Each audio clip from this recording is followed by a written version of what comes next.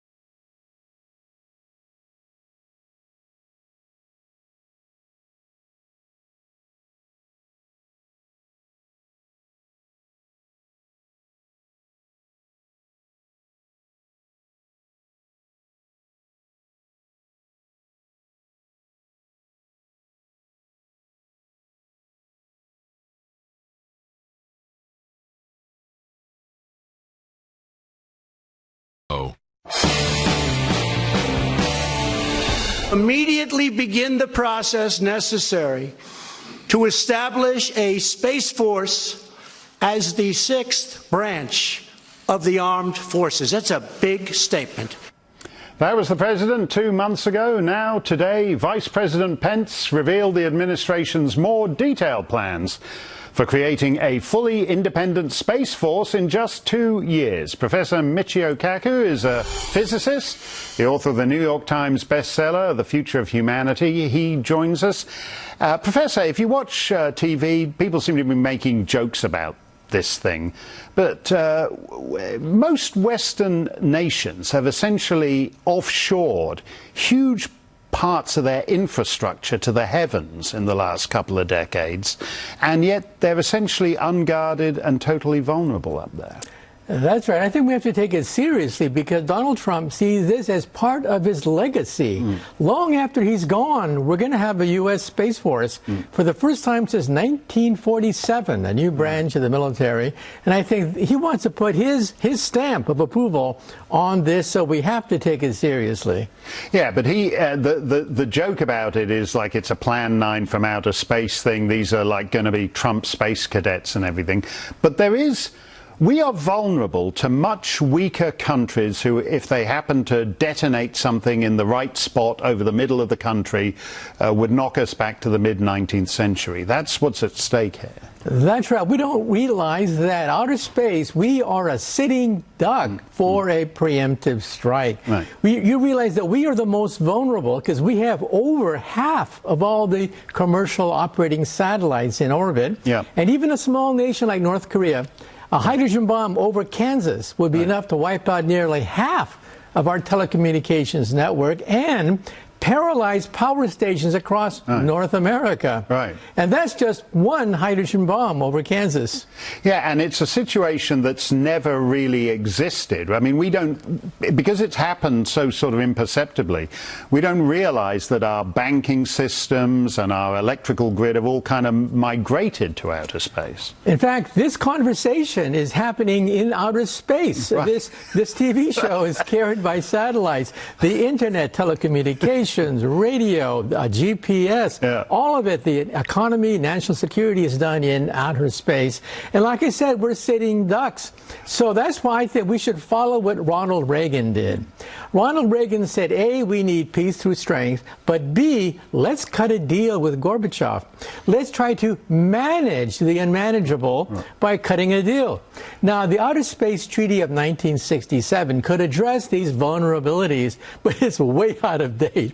Yeah. It says nothing about laser cannons, killer satellite technology, kinetic energy weapons, nothing. No, the world has changed so much since then. Thank you very much for that, Professor. That is absolutely extraordinary. It is a serious business, and as you say, it may well be part of the president's legacy. That is it for Tucker Carlson tonight. I want to thank our intern, Caitlin, who's going off. She was so excited to get a picture, not with me, but with Sean Hannity. Sean's ready to take off, blast off into the stratosphere. Is that what you call this? Blasting off. Well, we do have a big breaking news tonight. Mark, thank you. We have incredible guest Joe DeGenova, the great one, Mark Levin. We have breaking news this hour. It's so much worse than we knew or thought. The story of corrupt DOJ official, ex-foreign spies working together literally to stop Donald Trump from becoming president, and then after his election to destroy him. We have more major breaking news surrounding Bruce Ohr, Christopher Steele, and now Steele's boss, Fusion GPS founder Glenn Simpson. Now, The Hill's John Solomon has now uncovered additional disturbing communications, and for the first time, we have them, handwritten notes from Bruce Ohr detailing how he coordinated with Clinton's team of op researchers, all in the lead up to the election. We need to get to the bottom of it. We have new details surrounding just how deep state Christopher Steele's Russian ties are. By the way, Robert Mueller, please tune in. We have found more actual real Russia collusion that you might want to investigate if you care about truth and equal justice under the law. Also tonight, we will bring you the unusual case of what looks like a Chinese spy and Senator Dianne Feinstein.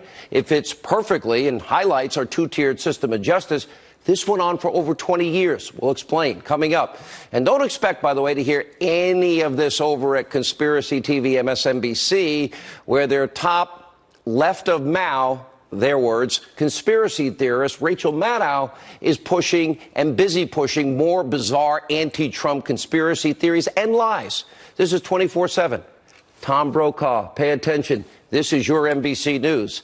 And last night's show, well, she broke another bombshell report because there's a secret recording from the House Intel Committee Chairman, Devin Nunes, where he warned about the consequences if Nancy Pelosi and the Democrats take back the House in November. The horror. He told the truth. And meanwhile, over at Fake News CNN, so-called reporter, BS artist Jim Acosta is basking in the anti-Trump limelight and appeared on Stephen Colbert's show last night. We'll show you the worst of the worst. Buckle up. Time for an important breaking news opening monologue. All right, tonight, once again, John Solomon has a major breaking report. This time, he's now exposing how Fusion GPS literally coordinated with Obama's Justice Department, all in the lead up to the 2016 election. Now, remember, Fusion GPS was the consulting firm. It was hired by the DNC and the Clinton campaign. They're the ones that dug up the dirt on then candidate Trump that was full of Russian lies. And according to now newly unearthed handwritten notes that we now have, senior Justice Department official Bruce Ohr, he knew about Glenn Simpson's effort to leak the dirty dossier to the press prior to the election. He wrote, quote, "It was Glenn's Hail Mary attempt." Hail Mary attempt, of course, to defeat Trump with Hillary bought and paid for Russian lies. And it gets worse. Now, Bruce Ohr also wrote that Glenn Simpson gave him a memory stick during a discreet meeting at a coffee shop. By the way, where's that stick? Is it acid washed? Did they beat it up with a hammer? Now, to put this simply, this new clear evidence is showing Hillary Clinton's op research team was working with the Department of Justice in the Obama years to malign an opposition party candidate, and Bruce Ohr, Barack Obama's number 4 at the DOJ, represented Team Clinton's efforts to use your government as a weapon against the Trump campaign.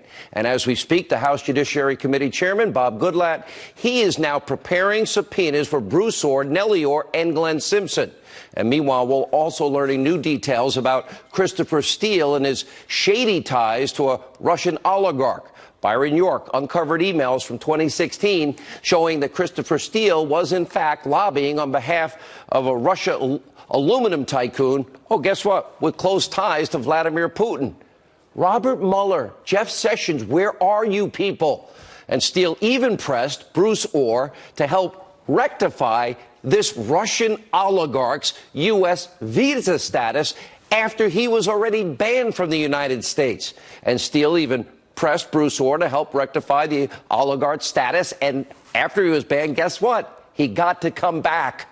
So here what we have is an ex-foreign spy working for a Putin-linked oligarch, gets him into the United States after being banned by using his connection, the number 4 guy at the DOJ, during an election where Steele, being paid by Hillary and the DNC, they literally are using Russian lies and propaganda. They create the op research against the president. Then you have Fusion GPS. Then you have Christopher Steele disseminating that information to influence the American people what are outright lies, because this is their Hail Mary pass.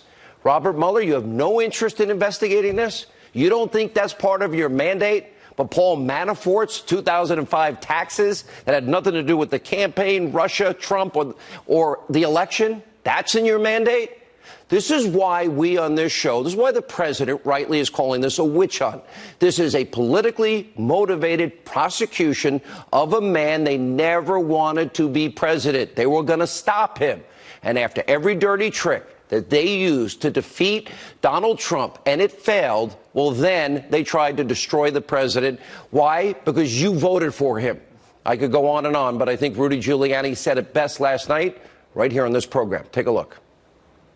The reality is, the real story here is not that this case isn't going to fizzle. It's going to blow up on them. The real question is what we talked about before. There's a lot more to what they did that nobody knows about yet. I know some of it. A lot more to the obstruction of justice, to the collusion, to the fake dossier. Oh, I know. To trying to bring Steele back in after he was completely discredited. And then feed it to Mueller. Yeah. And Mueller is going to have a lot to answer for. Yes, he does, without a doubt. This witch hunt is the pinnacle of a two-tiered system of justice alive and well in this country, the United States of America. Hillary Clinton commits multiple, obvious, serious felonies. We've said it a million times. Mishandling, top secret, intel on a private server, deleting it, acid washing it, busting up devices with hammers, obstructing justice. She got a get-out-of-jail-free card from her friends who wrote an exoneration before investigation, Comey, Strzok, and others. And then you have Shifty Schiff. Remember, we played it? He colluded on tape, conspired on tape with a Russian to get dirt on Donald Trump. Robert Mueller, where are you? Meanwhile, President Trump, all his allies, they're slammed with the full force weight of the FBI and the DOJ based on what is Clinton bought and paid for, Russian lies put together by a spy who's friends with a Russian oligarch and working on his behalf to get him into the country after he's been kicked out. Paul Manafort, oh, big case, trial of the century, facing life in prison over a 2005 tax case on bank and tax charges that had nothing to do with Trump, Russia, or the campaign. Lieutenant General Flynn coerced into a plea deal after exculpatory evidence was withheld, and then he has to sell his house because he can't afford to pay for his defense. And don't forget about even Carter Page, 2016. The FBI thought he was a Russian spy. And what did they do? They used Steele, friend of the Russian oligarch, his dirty dossier that even he doesn't stand by. He doesn't even think it's true. Misleading 4 separate FISA judges to spy on a Trump campaign associate. This is all happening. You can't make this up in a spy novel. But was President Trump, was he ever notified by our federal government that a possible spy might have infiltrated his campaign so he could help our government, help the FBI? Not a chance. Meanwhile, a very different story plays out if you're a Democrat by the name of Senator Dianne Feinstein. Look at the shocking revelations. 2013, Feinstein notified by the FBI. One of her top aides is investigated as a Chinese spy. In other words, the FBI sought to protect Feinstein, not Trump, perhaps because the highest levels of the FBI are wrought with anti-Trump corrupt bias and trying to take down the candidate, stop him with an insurance policy if, God forbid, he does win. Not Senator Feinstein.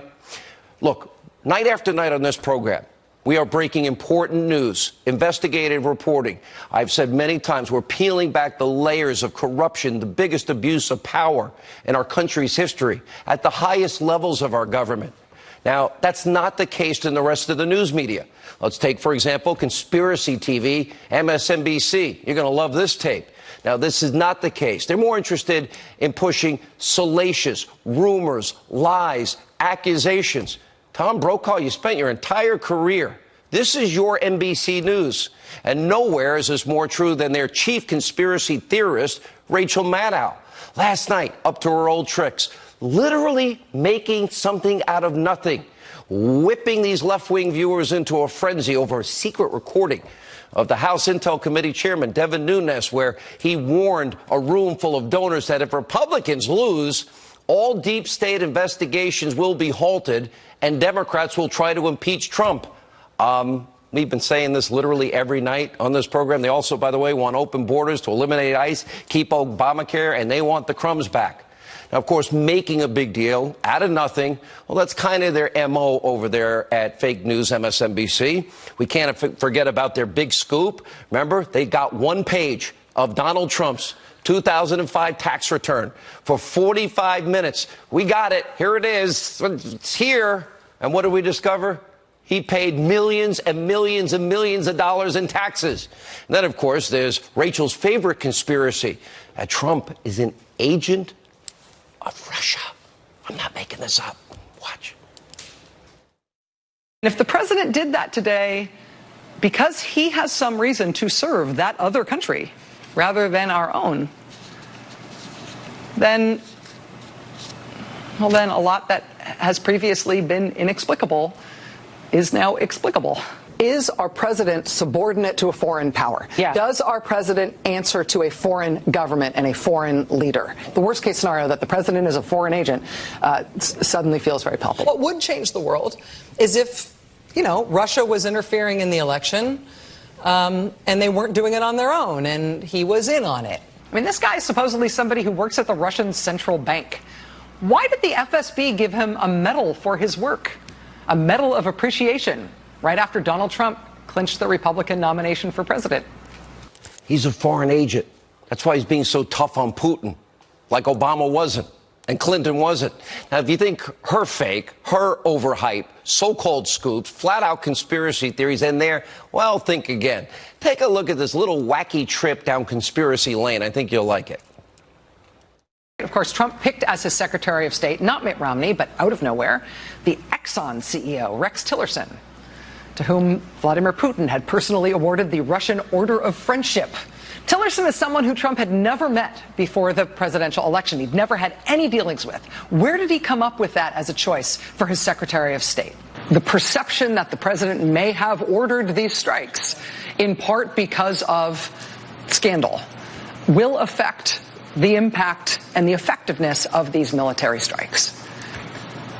Unavoidably. They pulled their troops starting Friday, September 29th. Which would be the Friday after the Trump administration made this baffling decision to insult and harm our closest military ally in that region. Those troops from Chad got pulled out the 29th. Well, right after that, that's when 4 U.S. Army soldiers got attacked by a large contingent of ISIS fighters in Niger. Venezuelans are enraged anew by this brand new FEC filing from the White House. Okay, if you think fake news couldn't get any worse, any more dramatic, any more self-involved, you're forgetting about CNN's most outspoken Trump hater. That's right, B.S. Jim Acosta. Now, he's supposed to be an unbiased White House correspondent, but as we've shown you many times, all too often, he uses his hatred, his contempt, his left-wing agenda for President Trump because he's launching himself into a national spotlight. He's becoming a star. Last night, no exception. He tweeted out this picture of himself. Look deeply into his own eyes just before appearing on The Late Show with fellow Trump hater Stephen Colbert. Take a look. These folks are focused on the coverage of the president's behavior more so than they are the president's behavior. And to me, I think that the president's behavior is more newsworthy than our coverage. But a lot of these folks out there, they're getting their sense of what we do twisted and warped by some people out there who just want to do the president's bidding. Do you worry that the president points at y'all so much and that there's a natural need to respond as a human being that you end up being the story when that's not really the goal of your journalism? Right, and we're not supposed to be the story. That's not why I'm out there. I get accused of that from time to time, and my attitude is, listen, I'm allowed to care about this country just as much as anybody else. When you're corrupt, when you lie, when you're nothing but an extension of the Democratic Party, yeah, you're going to get called out. By the way, that picture was so bizarre. And Acosta's constant flirtation with fame over actual journalism is so obvious that even some of his peers in the mainstream media, they're beginning to notice. On Tuesday, The Atlantic referred to Acosta's conduct as a dangerous brand of performance journalism. Meanwhile, frequent guests on fake news CNN, conspiracy TV, MSNBC, filmmaker Michael Moore is coming out with a new documentary. He refers to Trump as the last president of the United States. It's going to be a coup. It's going to be bad. Well, it's the perfect example of pre-election left-wing lunacy. How the did this happen? The American dream is dead. Stop resisting. The president's powers here are beyond question. Ladies and gentlemen, the last president of the United States.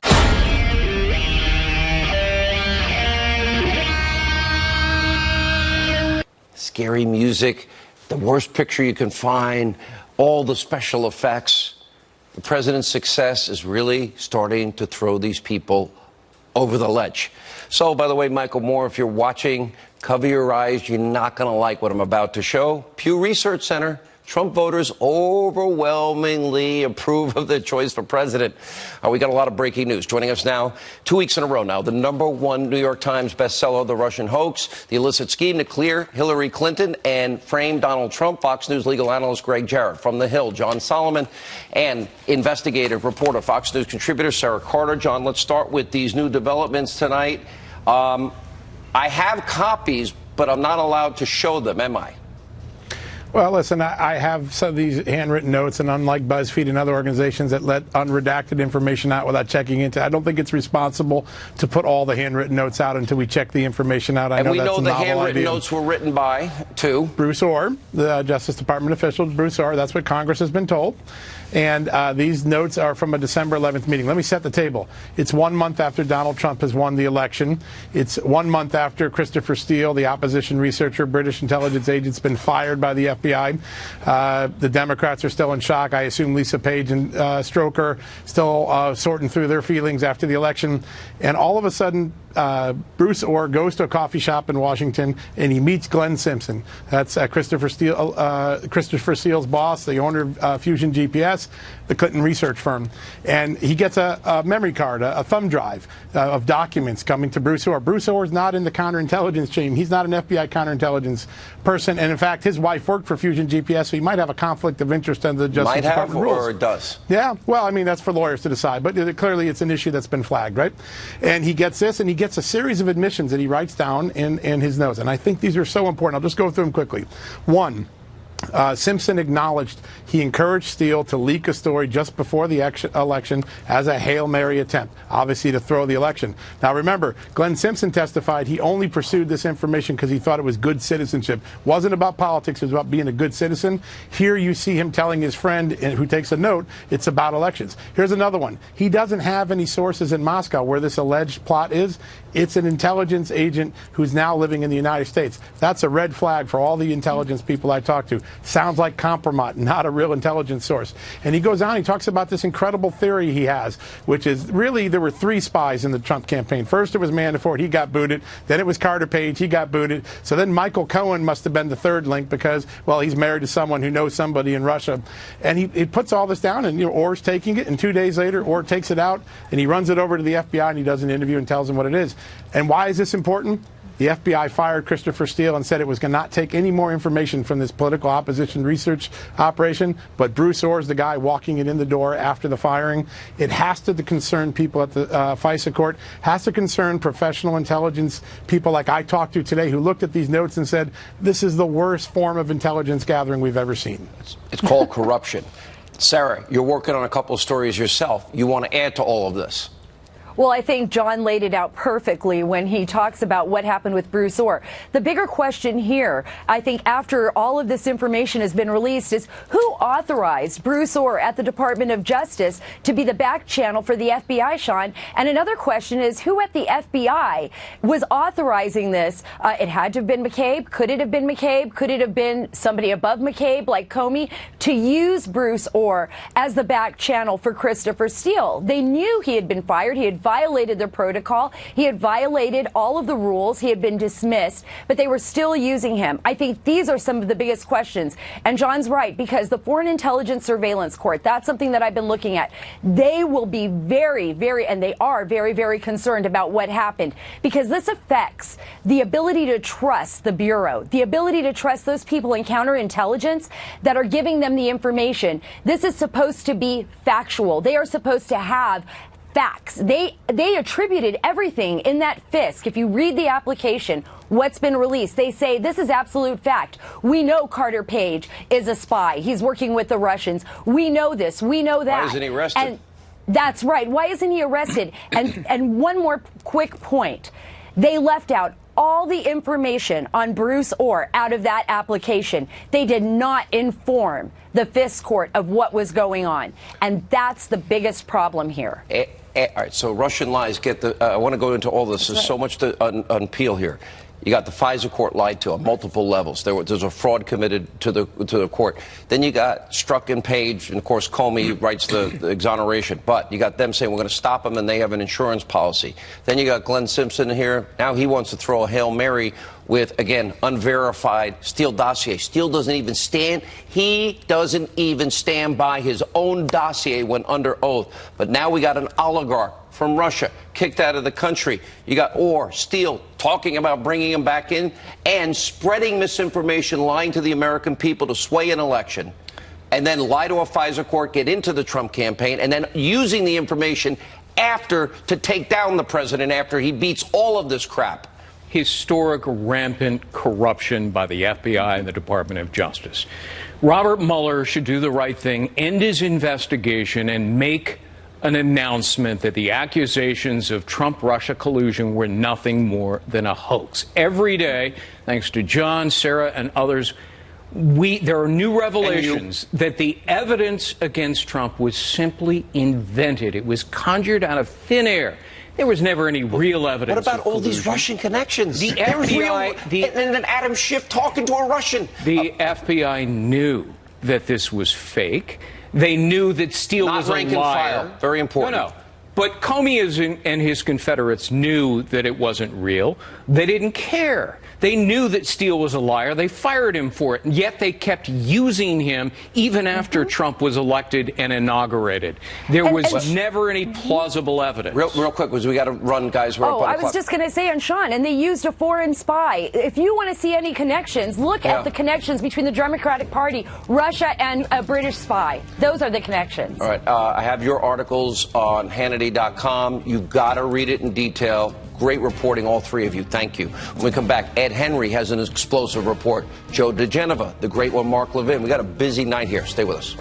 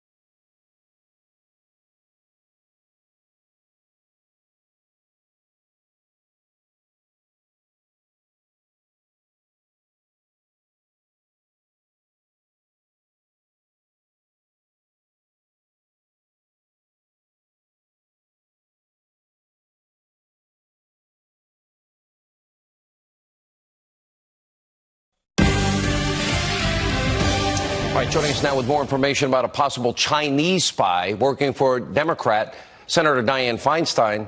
For 2 decades, Fox News chief national correspondent Ed Henry outside the White House. Sir, amazing the different treatment we have here. Well, it's the collusion story the media hasn't spent a lot of time on, maybe because it's not about President Trump and Russia. Instead, it's about China allegedly infiltrating the office of a powerful Democrat in Senator Dianne Feinstein. This involves one of her staffers. His name is Russell Lowe. He was her driver, as you say, for a couple of decades, but also her liaison to the Asian American community out in her home state of California. He visited relatives a few years ago overseas and became acquainted on the trip with someone who, it turns out, was connected to China's Ministry of State Security, basically a spy. As the San Francisco Chronicle says it, quote, he didn't even know what was happening, that he was being recruited. He just thought it was some friend. Well, no, it wasn't a friend. So 5 years ago, FBI agents showed up at Feinstein's office here in Washington and revealed that her staffer was actually under investigation. It does not appear the driver actually revealed anything of major substance, but the contact with China was so serious that Feinstein forced the aide into retirement and tried to keep all of this quiet until the Chronicle blew the story wide open about a week or so ago. Bottom line is the president has been trying to bring more attention to it, tweeting, among other things, quote, Dianne is the person leading our nation on collusion with Russia, only done by Dems. Will she now investigate herself? Well, the senator fired back in a tweet, basically declaring that after being contacted by the FBI, quote, I took those concerns seriously, learned the facts, and made sure the employee left my office immediately. Well, Republican Lindsey Graham is demanding to know why, in the cases of Carter Page and George Papadopoulos, the FBI did not give the president a similar heads up and allow them to just leave the campaign. Instead, they launched an investigation. Here's Graham. Why didn't they do for Trump what they did for Feinstein? What the hell's going on at the FBI? In fact, in the case of Carter Page, as you know, he was put under surveillance for a couple of years, and he still has not been charged with anything, Sean. All right, Ed Henry at the White House. Great report tonight. We appreciate it. Joining us now with much more reaction, former U.S. Attorney for the District of Columbia. There he is, Joe diGenova. We got Shiftless, or Shifty Schiff, we'll call him, all right? We got him on tape colluding about naked pictures of Donald Trump, okay, with a Russian. Then we got a FISA, Russian lies paid for by Hillary, used to spy on Americans. Now we've got Bruce Orr, Steel Fusion GPS. And what do we got there? Oh, their Hail Mary and evidence of their Hail Mary to push the Russian lies to the American people to impact the outcome of an election. And then when it fails, oh, and they're also helping a Russian oligarch who was kicked out of the country get back in. If it wasn't so serious, Joe, and so freaking hypocritical, it would be funny. This isn't funny. We're losing the whole concept of our constitutional republic here. Well, from the beginning of this entire episode, it has been very clear that there was a brazen plot to exonerate Hillary Clinton illegally, and if she lost the election, to frame Donald Trump with false crimes. Why did that happen?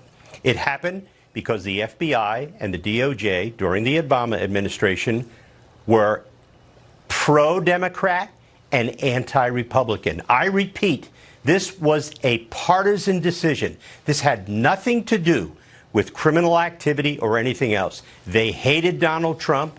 They didn't like Republicans. Why do you think they didn't give a defensive briefing to Donald Trump's campaign about attempted Russian influence? Because they wanted to investigate Donald Trump, not help him. They wanted to frame him. In the case of Dianne Feinstein, they wanted to help the little Democrat who didn't know she had a Chinese spy on her staff for 20 years. I must say, the pathetic nature of the partisanship of the FBI and DOJ under Obama really lays bare the simpleton-like remarks of the former president when he said there was not a scintilla, not an ounce of scandal in his administration. Obama's administration, as far as the FBI and DOJ are concerned, will go down as the single most corrupt FBI and DOJ in the history of the United States. Thank you very much, President Obama. It's so much deeper. It is surveillance. It is unmasking. It is raw intelligence leaking. But let me stay in this. Strzok and Page, we stop him. We have an insurance policy. Hail Mary passes. Russian oligarchs given consideration. Russian lies paid for by Hillary. Lies to the American people. Literally misinformation pushed out by a lot of these people. Yes, then indeed. you got Orr and Steele and Fusion GPS. They're all coordinating together here. Then we've got these other examples of people really helping a Russian oligarch. Real tapes of collusion and conspiracy with Schiff. All of this, these written evidence here that they want to stop Trump. They want to destroy him. They want to throw their Hail Mary, and then they want an insurance policy. Yes, and it's very clear, that's a beautiful outline of the criminal case that needs to be investigated by the Department of Justice against all those senior FBI and DOJ officials. Where are they, Joe? What you have Paul outlined Manafort is on trial for a 2005 tax charge. Where's Mueller? Mueller doesn't want anything to do with this, and that's why Rod Rosenstein... Does he want to take down the president now? Or, interestingly, and Steele are talking about getting their information, their lies to Mueller. This was, in fact, a plot to destroy Donald Trump with collusive evidence, with fraudulent evidence. Is it going to work? Because I don't see equal justice under the law or application of the law. No, first of all, the president is not going anywhere. President Trump is fine. Nothing's going to happen to him. The real question is, what's going to happen to Bruce Orr? Why didn't Mueller look at any of this? What's going to happen to John Brennan, James Clapper, James Comey, and all the people who committed crimes at the top of the administration? All of them. What's going to happen, Joe? Quick. If Rod Rosenstein is an honorable man, he'll make sure that Mr. Huber Is he an honorable investigates man, everyone. Joe? I can't answer that question. I wish I could. Where's Jeff Sessions? Where's Mueller? Asleep at the wheel. We have Russia collusion. Evidence. Proof. This is pathetic. When we come back, buckle up. The great one, Mark Levin, is next.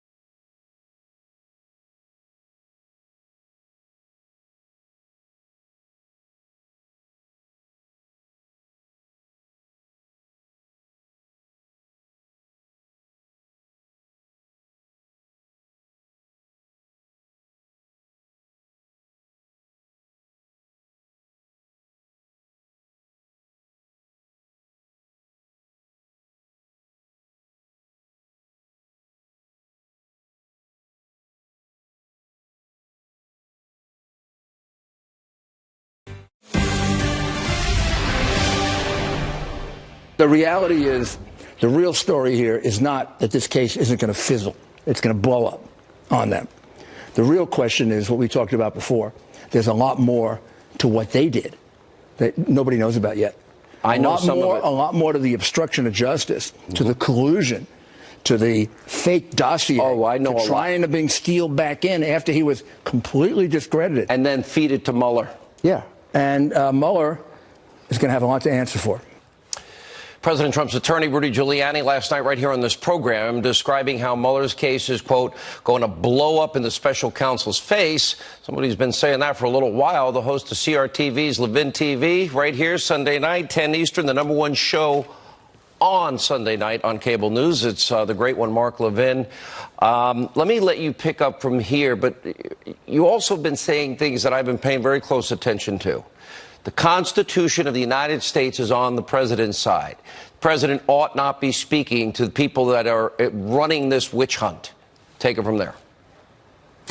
First of all, Robert Mueller is a greater threat to this republic and the Constitution than anything Vladimir Putin did during the campaign. And I'm no fan of Vladimir Putin. He's threatening to take down a president of the United States. Now, let's walk through this quickly. The president is not a witness to any crime. How do we know that? Because we don't know what crime they're even talking about. So he doesn't need to be questioned as a witness. President did not commit a crime. What crime did he commit? So he's not a target. He doesn't need to be questioned about that. According to the Department of Justice, a president can't be indicted.